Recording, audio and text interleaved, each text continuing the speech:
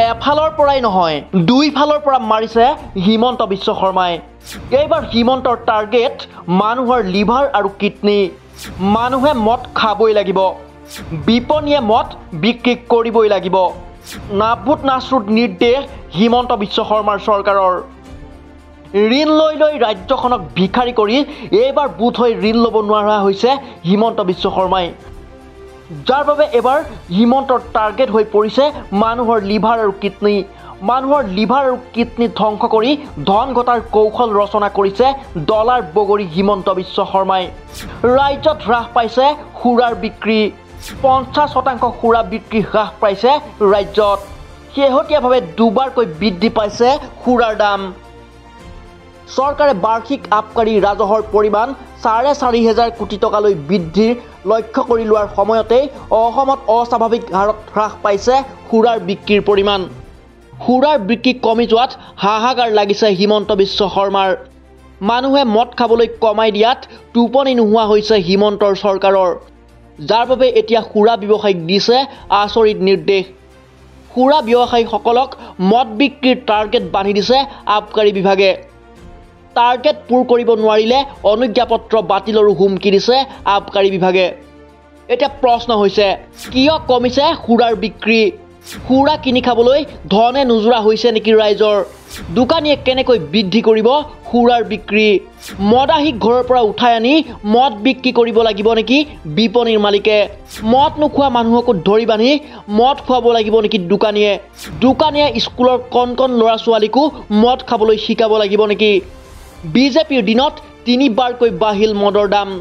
কেৱল মদৰ দামেই নহয়, ঔষধৰ পৰা আৰম্ভ কৰি কণ্ডমৰ পেকেটলৈকে, চাউল দালি আৰু কৰ কাটলৰ পৰা আৰম্ভ কৰি নিগনি মৰাৰ বিহলৈকে অভূতপূৰ্ব হাৰত চৰকাৰে বৃদ্ধি কৰিছে বস্তুৰ দাম। অথচ সেই অনুপাতে উপাৰ্জন কৰিব পৰা নাই ৰাজ্যবাসীয়ে।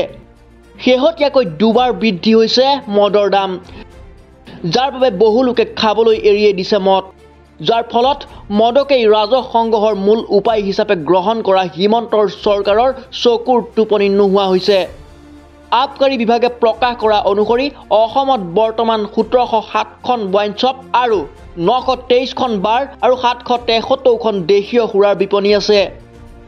ইয়াৰ উপৰি আবকাৰী বিভাগে নতুনকৈ ৰাজ্যৰ 26খন জিলাত 203খন ৱাইন শ্বপৰ অনুজ্ঞাপত্ৰ প্ৰদানৰ প্ৰক্ৰিয়া অব্যাহত ৰাখিছে। কিন্তু ইয়াৰ বিপৰীতে বন্ধ কৰি দিছে প্ৰায় 8,000 চৰকাৰী বিদ্যালয়।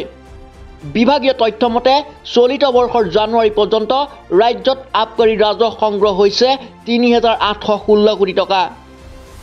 কিন্তু ধাৰ ঋণেৰে চলি থকা মুখ্যমন্ত্ৰী হিমন্ত বিশ্ব শৰ্মাৰ চৰকাৰে বাৰ্ষিক আবকাৰী ৰাজহৰ পৰিমাণ 4,500 কোটি টকালৈ বৃদ্ধিৰ লক্ষ্যৰে যোৱা 8 মাহত দুবাৰকৈ 10ৰ পৰা 30% পৰ্যন্ত সুৰাৰ দাম বৃদ্ধি কৰে, যাৰ ফলত 2023 চনৰ এপ্ৰিল মাহৰ তুলনাত 2024 চনৰ এপ্ৰিল মাহত ৰাজ্যত সুৰাৰ খুচুৰা বিক্ৰী 50% পৰ্যন্ত হ্ৰাস পাইছে। বিগত 4 মে'ত আবকাৰী বিভাগৰ এখন বৈঠকত এই তথ্য প্ৰকাশ পাইছে, যাৰ বাবে আবকাৰী আয়ুক্ত জিতু দলে আৰু উপ আয়ুক্ত প্ৰাঞ্জল বৰাই প্ৰতিখন জিলাৰে আবকাৰী অধীক্ষকক অনুজ্ঞাপত্ৰ থকা ৱাইন শ্বপক মদ বিক্ৰীৰ টাৰ্গেট বান্ধি দিবলৈ নিৰ্দেশ প্ৰদান কৰিছে। গুৱাহাটীৰ ৱাইন শ্বপে প্ৰতি মাহে বিক্ৰী কৰিব লাগিব 4,500 লিটাৰ মদ, লগতে বিক্ৰী কৰিব লাগিব 3,310 লিটাৰ বিয়েৰ। এফালে ভৰ দাম দি খাই বেমাৰী হওক আৰু আনফালে ভৰ দাম দি ঔষধ কিনক।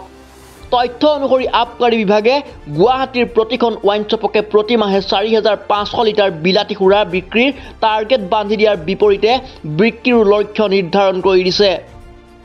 এতিয়া এই নিৰ্দেশৰ পিছতেই শংকিত হৈ পৰিছে সুৰাৰ বিপণীসমূহ। ইফালে এই কথাও প্ৰকাশ পাইছে যে নিয়মীয়া সুৰাপানকাৰীসকলে মূল্য বৃদ্ধিৰ বাবে বিলাতী সুৰা খোৱা বাদ দি খাবলৈ লৈছে দেশী সুৰা আৰু চুলাই মদ। সেয়ে প্ৰশ্ন উত্থাপন হৈছে, এইবাৰ ৰাজ্য চলাব নোৱাৰি সঁচাই মানুহৰ লিভাৰ আৰু কিডনীক সাৰথি কৰিছে নেকি ডক্টৰ হিমন্ত বিশ্ব শৰ্মাই? এফালে ভৰ দামত মদ খাই বেমাৰ হওক আৰু তাৰ পাছত ভৰ দামত ঔষধ কিনি চিকিৎসা কৰক। এটা কথা মন কৰিব যে মদৰ বাবেই ৰাজ্যত সংঘটিত হয় ভয়াৱহ দুৰ্ঘটনা, মদৰ বাবেই সংঘটিত হয় বিভিন্ন অপৰাধমূলক ঘটনা, মদৰ বাবেই সংঘটিত হয় পাৰিবাৰিক কণ্ডল, মদ আৰু জুৱাৰ বাবেই লাওলোৱা হয় বিভিন্ন পৰিয়ালৰ আৰ্থিক অৱস্থা। গতিকে মদাহী কমিলে চৰকাৰে ভাল পোৱাৰ সলনি মদাহীৰ সংখ্যা কমিলে চৰকাৰ চিন্তিত হয়। ভাবি চাওক কিমান পৈশাচিক হ'ব পাৰে এই চৰকাৰ। উল্লেখ্য যে অসম চৰকাৰে বন্ধ কৰি দিছে ইটোৰ পিছত সিটোকৈ ৰাজহুৱা উদ্যোগ। থকা উদ্যোগ বা সম্পদসমূহো বিক্ৰী কৰি দিছে পুঁজিপতি বনিয়াক। হিতাধিকাৰীৰ নামত খৰচ কৰিছে কোটি কোটি টকা। নাই কোনো উৎপাদনহীন আঁচনি। ঋণ লৈ লৈ সোণৰ অসমক ভিখাৰীলৈ পৰিণত কৰি এইবাৰ সোণৰ অসমৰ সফল ডেকা গাভৰুক ৰুগীয়া কৰাৰ কৌশল অৱলম্বন কৰি সম্পূৰ্ণৰূপে জাতিটো ধ্বংস কৰিব খুজিছে হিমন্ত বিশ্ব শৰ্মাৰ চৰকাৰে। News desk report the opinion.